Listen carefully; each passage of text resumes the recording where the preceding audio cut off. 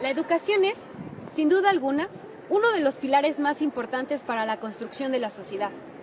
En México, este ha sido uno de los asuntos que más ha preocupado. Sin embargo, pese a todos los esfuerzos, no se ha logrado resolver los problemas básicos como son la cobertura, la calidad y el impulso al desarrollo de nuestro país. Con una perspectiva democrática, plural y con sentido de equidad, es un derecho que se tiene como mexicanos. Una educación de calidad para todos ha sido un anhelo compartido por la población y el gobierno de nuestro país a lo largo de la historia. Como resultado de este esfuerzo, se ha logrado un sensible progreso en la superación del nivel de escolaridad.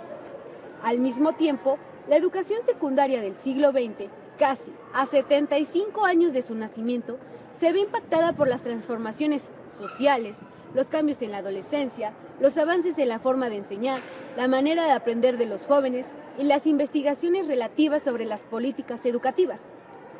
La escuela secundaria en nuestros días es un derecho para todos, sin importar la diversidad de alumno, debido a que en épocas pasadas se clasificaban de acuerdo a sus capacidades, a su nivel económico y académico.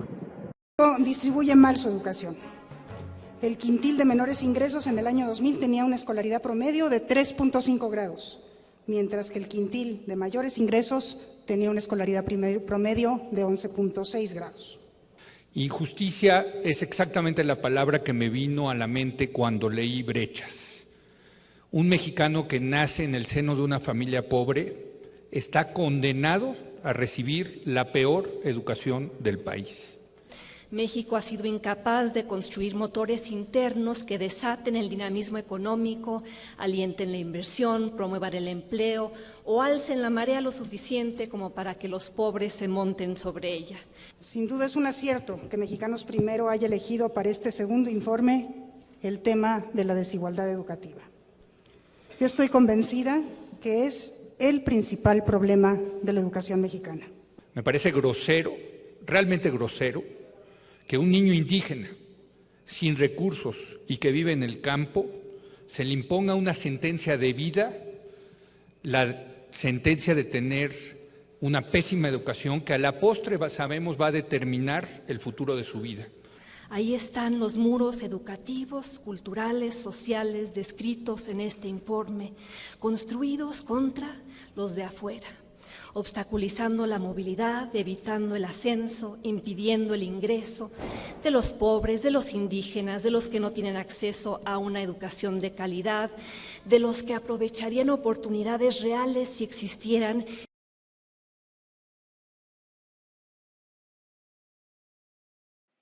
Actualmente, la escuela secundaria es obligatoria. Por esta razón, es que hoy en día el Acuerdo de Cooperación México-OCDE menciona que para mejorar la calidad educativa de las escuelas de nuestro país, es necesario que se desarrolle una estrategia educativa a largo plazo, para garantizar un nivel general de habilidades y conocimientos más altos, lo que facilitará el crecimiento económico y mejorará las condiciones de vida para todos. Una de las primeras condiciones necesarias es tener objetivos claros, medibles y de alta prioridad, enfocados en la mejora del desempeño de los estudiantes, reducir las tasas de deserción, asegurar el egreso oportuno y reducir las desigualdades dentro del sistema educativo. Es por ello que este acuerdo estipula 15 recomendaciones, donde se propone una estrategia de acción en busca de dar más apoyo a las escuelas, directores y docentes para mejorar los resultados de las instituciones y los estudiantes. Las primeras 8 se centran en la buena enseñanza y sugieren buscar estrategias para un buen desempeño docente. Las siguientes 6 contribuirán a la eficacia escolar y resultados de las escuelas. La última implica conformar a un equipo de trabajo que reflexione, se apropie y adapte las recomendaciones.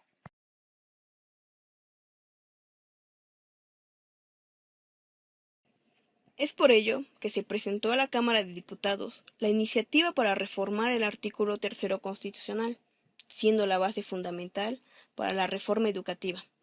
Es una propuesta consensada por las fuerzas políticas representadas en el Pacto para una educación de mayor calidad y equidad, y consiste en lo siguiente: crear el servicio profesional docente, denotar al Instituto Nacional para la Evaluación de la Educación como autónomo, promover el crecimiento del programa de escuelas de tiempo completo, crear el sistema de operación y gestión educativa.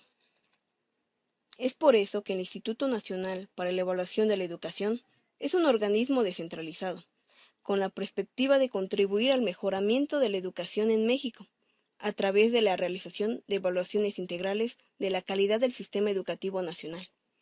La actual presidenta, Silvia Smelkers,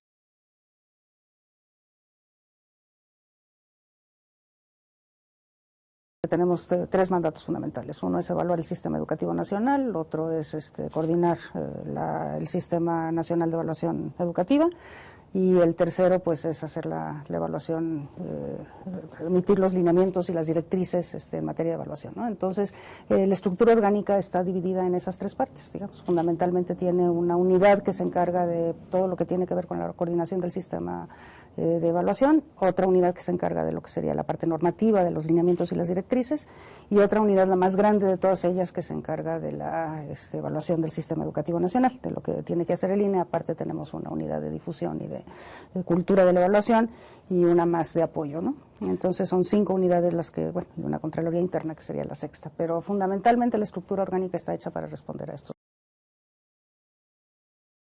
Sí, efectivamente se ha puesto todo el énfasis en los maestros, y los maestros pues, es una parte muy importante del sistema, pero es una de 5, ¿verdad?, de las cosas que nosotros tenemos que evaluar.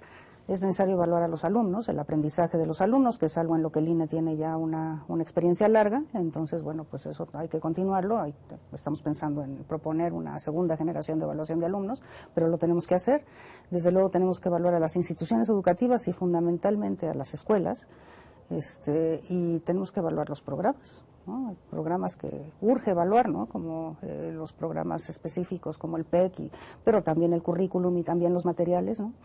Y bueno, lo nuevo es que hay que evaluar la política educativa en general y las políticas educativas en particular, y ahí pues estamos pensando en las políticas de financiamiento, en las políticas de formación y actualización de docentes, en las políticas compensatorias, ¿no? Entonces, bueno, todas estas son cosas que el INE tiene que evaluar y tenemos que avanzar de manera pues paralela en todas ellas, ¿no? Desde luego que lo que está marcado por las leyes secundarias, las fechas que están marcadas por las leyes secundarias tienen que ver con la evaluación de docentes fundamentalmente, ¿no? Entonces, bueno, pues ahí hay pues un trabajo que tenemos que hacer para cumplir con esas fechas, y pues eso nos implica iniciar probablemente por ahí, pero eso no significa que descuidemos.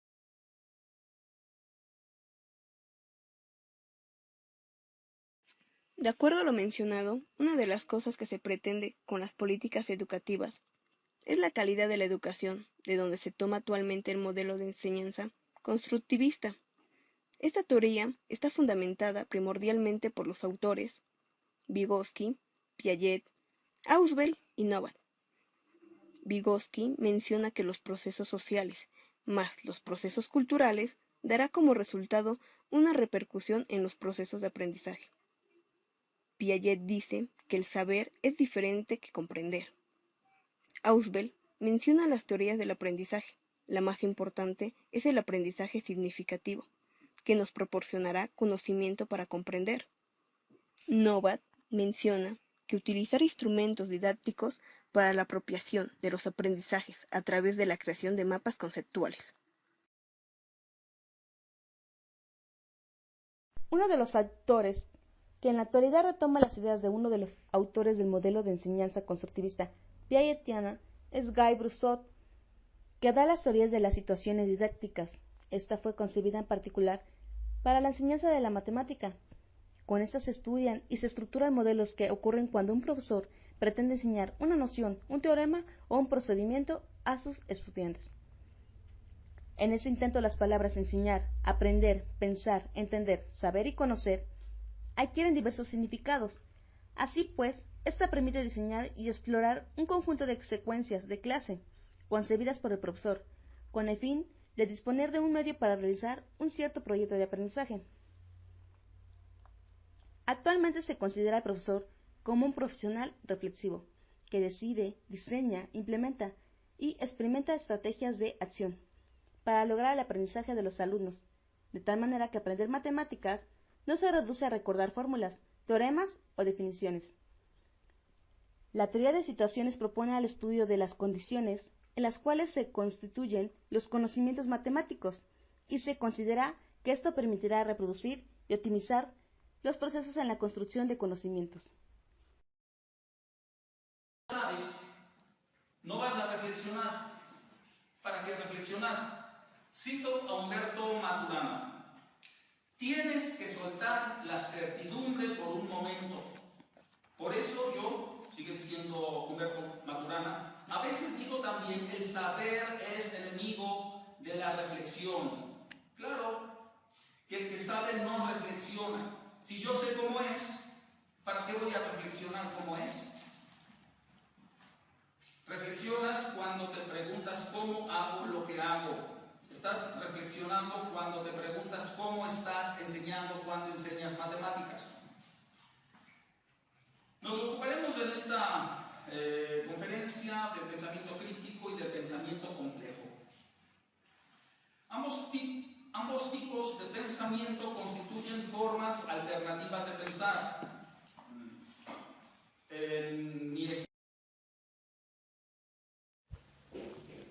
De acuerdo a lo que dice Marcos Palafox, ser docente implica ir más allá de los procesos racionales y lógicos que una resolución de problemas involucra, ya que, comúnmente, nos enfocamos en el resultado que ellos obtienen y no prestamos atención en el proceso cognitivo de cada uno de los adolescentes.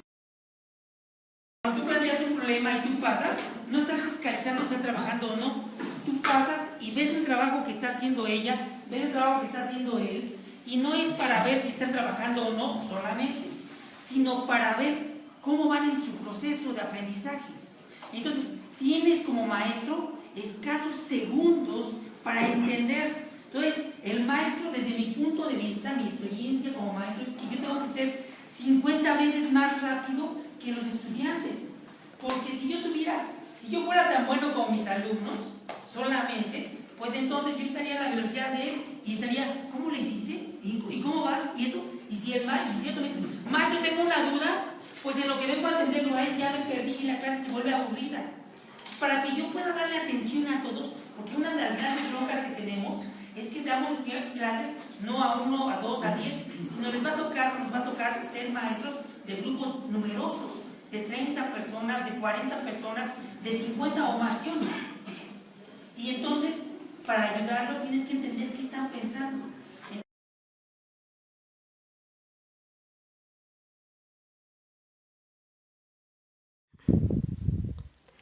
Los procesos de aprendizaje que el alumno tiene durante el pensamiento matemático deben ser atendidos correctamente por el docente, ya que es ahí donde se producen los errores frecuentemente y las concepciones erróneas, haciendo que esto se convierta en un obstáculo o dificultad para la comprensión del estudiante.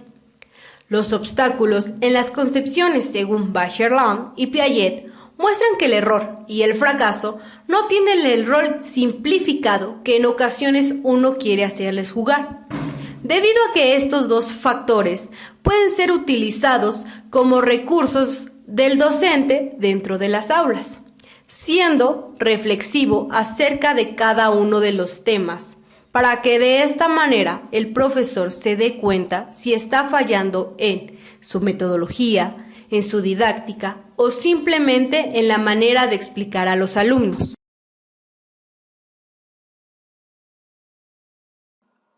Es bien sabido que el obstáculo está constituido como un conocimiento de objetos, relaciones, métodos de aprehensión, previsiones con evidencia, consecuencias olvidadas, ramificaciones imprevistas, y todo esto debido a que los docentes no estamos preparados ni actualizados.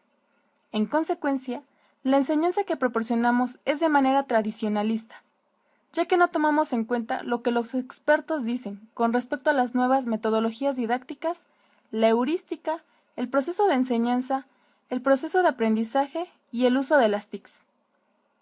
Por ello es importante mencionar que la secundaria ha tenido ciertas modificaciones en sus planes y programas. En la actualidad, el enfoque de las matemáticas se orienta a la resolución de problemáticas donde los alumnos apliquen sus conocimientos previos y sus habilidades, en el cual se desarrolla una forma de pensar crítica y lógica, así como obtener las competencias necesarias para favorecer al alumno.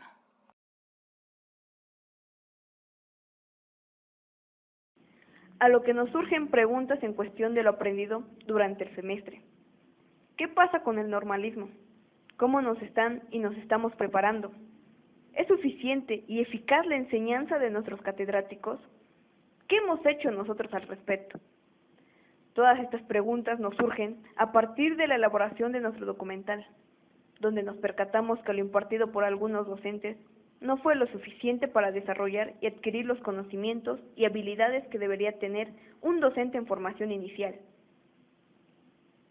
Es por ello que nos damos cuenta de que tenemos varios retos frente a nosotros, como son prepararnos conscientemente y a diario, la innovación de los contenidos, la actualización constante, el dominio de los contenidos en donde el razonamiento, el análisis y la heurística sean nuestra prioridad.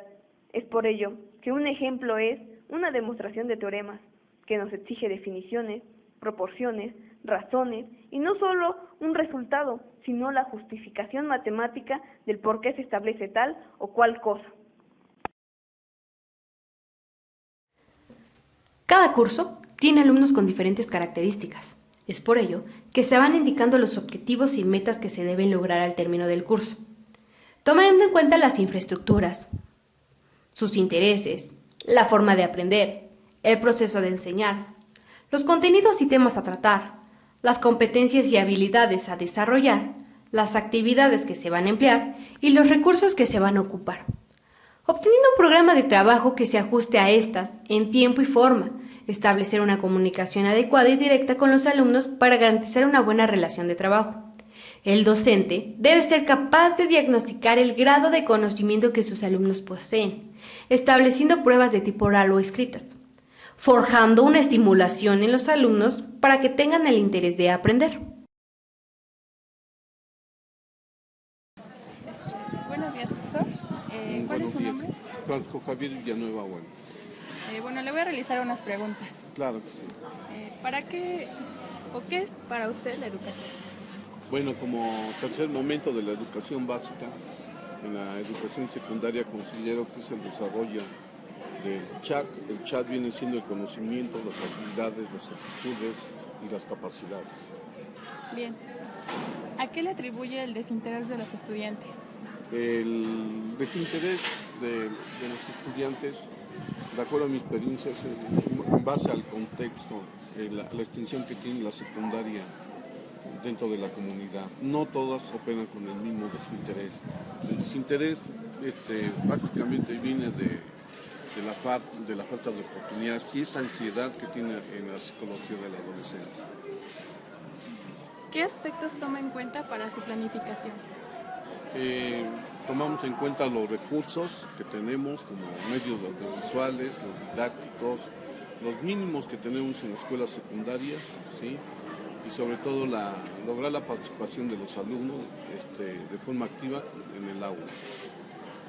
Bien, pasamos a otro tema. ¿Qué opina de la reforma a la evaluación docente? Muy bien, está encaminado de haber declinado sobre los extensos contenidos del 93, el RS 2006, es una buena opción, se sabe que esto tiene una buena dirección y ahorita el 2011 es un programa que tiene unos propósitos de una educación básica científica longitudinal. ¿Qué consecuencias considera que tiene la nueva reforma en el aprendizaje de los alumnos? Yo pienso que tiene buenas consecuencias, ¿sí? Porque este sistema de vinculación y llámese la articulación de la educación, nada más lo hacían países potencias como Estados Unidos y Rusia hace 30, 40 años, y es lo que nos estaba haciendo falta cambiar. ¿Tendrá alguna repercusión en el trabajo docente esta nueva reforma? No, realmente estamos de acuerdo, la mayoría de los maestros estamos convencidos que tiene buen camino esta reforma educativa. Otro tema a tratar es ¿cómo ha influido la tecnología en la educación? Definitivamente, ya no es lo mismo arrastrar la educación a lápiz y papel, que ahora con tantas páginas, ¿sí? Y sobre todo que con un apoyo sustancial para conformar el conocimiento. Una una pregunta personal. ¿Toma cursos de actualización Claro docente? que sí, tenemos posgrado, vamos a cursos de carrera magisterial, hacemos diplomado a distancia, siempre estamos a pie de cañón. ¿Con qué propósito lo hace? Sobre todo para superación personal antes que todo y sobre todo para presentar buenos modelos en el aula. Bueno, pues eso sería todo. Gracias. Sí, hasta luego, gracias.